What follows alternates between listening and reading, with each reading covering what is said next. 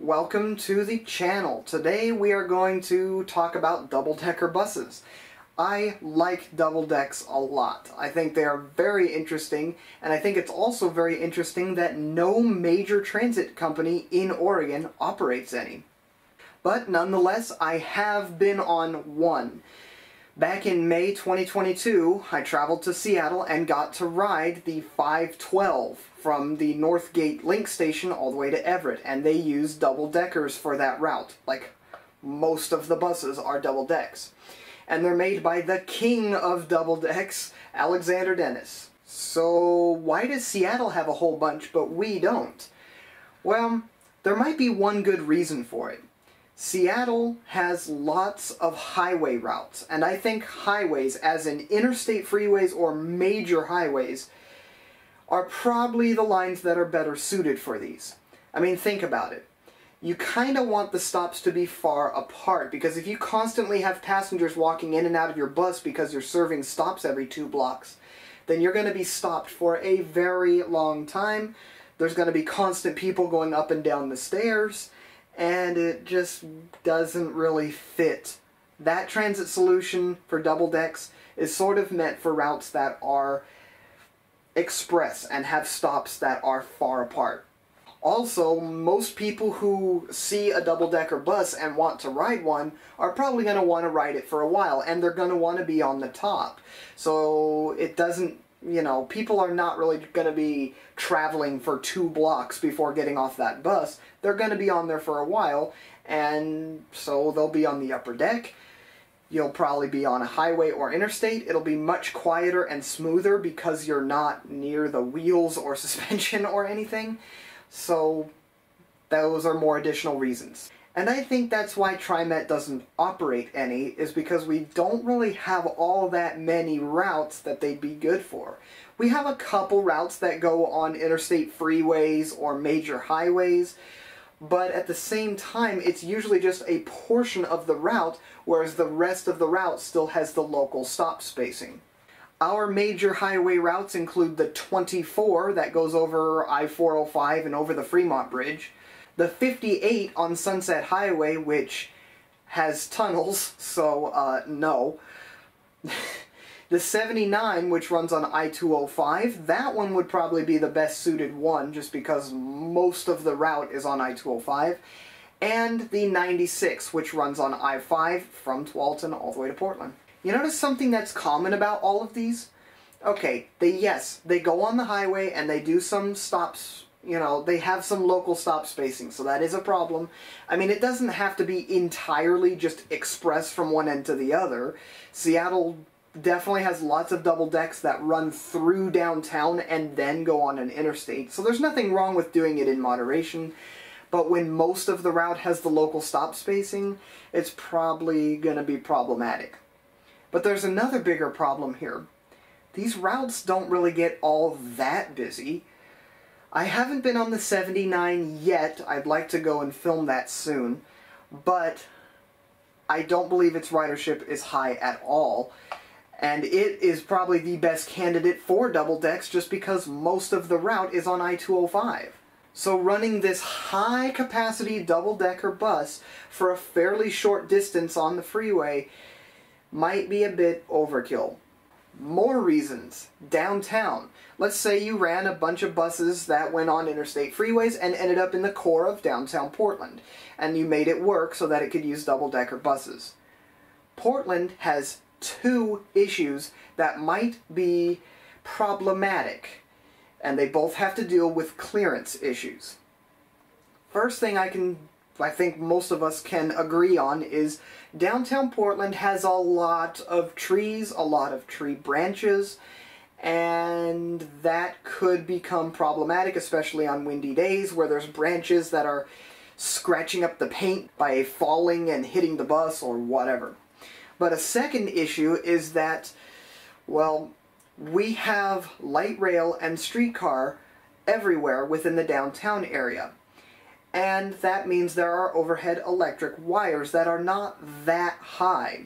Sure, Seattle has streetcars as well that run on the city streets, that the double-deckers run right through the intersection there, 4th Avenue and Jackson.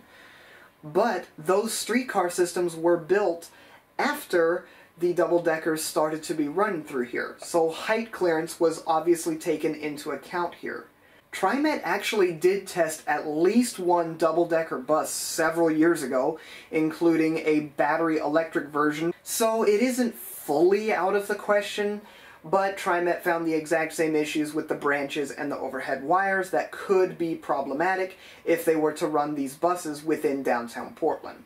But where I think double-decker buses could shine in various shades of gray paint is, of course, on C-TRAN. No, they do not have buses that are really in need of super high capacity, but they do offer incredibly important connections from downtown Portland to downtown Vancouver. Express routes such as the 105 or 164 could easily be equipped with double-decker buses to be able to travel across the river. Yes, you are still going to have to deal with the overhead wires in downtown Portland, but if that could somehow be fixed, it might be worth raising the overhead wires slightly to allow for proper clearances, or to maybe have the buses use a different avenue instead, although I don't know if I'd recommend that because you would likely still have to cross where there's wires at some point. Regional buses such as the 60 from Delta Park or the 65 from Park Row's Summer Transit Center could also benefit with double decks. What would make these so great?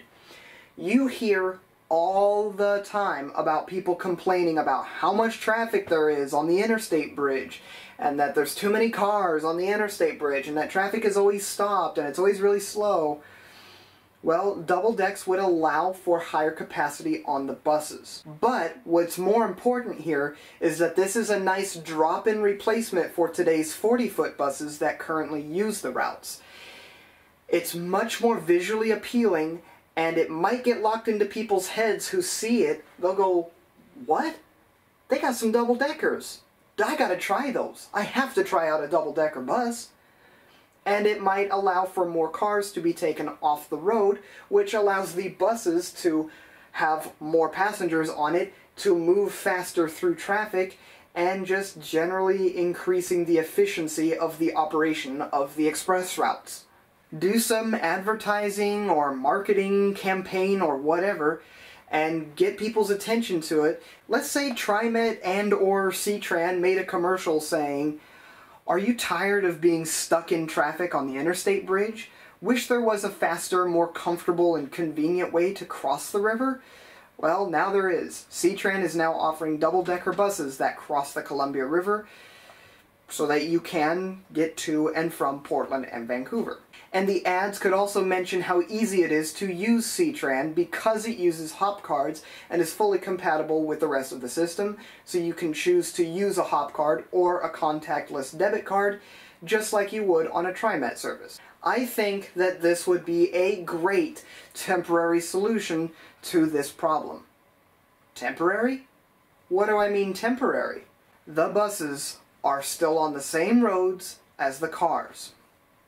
So it's still at the mercy of however fast the cars are moving on the interstate bridge. So you very likely will still be stopped in traffic, at least occasionally. What we need is either to rebuild the interstate bridge, which absolutely needs to be done. It is a structural disaster that needs to be rebuilt. And when it's built, hopefully there will be some bus-only lanes that can also take the passengers across the river, because it's not just one bus line that uses it. Also, what definitely needs to be built that will never get stuck in traffic is rail transit. The Max Yellow Line can very easily be extended from its northern terminus at the Expo Center into Vancouver. And that is definitely a project we need to be putting way higher focus on than we currently do. I know it would be incredibly heavily used. And in the amount of time it takes to rebuild the interstate bridge, add the Max tracks into Vancouver, you could run the double-deckers across the river still during this time, and then sell them for money after the Max Yellow Line opens, and now C-TRAN has a bunch of money that they can buy new buses, or expand operations, or other services, or whatever they want to do. So it's kind of a win-win situation if you use double decks in the interim between now and the time that the Max Yellow line would be extended. Well, anyways, I think that'll be about it for this video. Could you imagine a double-decker C-TRAN bus? I think that would be really cool. It would be useful, it would be visually appealing, it would be very comfortable, and it would help take more cars off the road, speeding up bus travel, and making life better. Thank you for watching, and I will see you next time.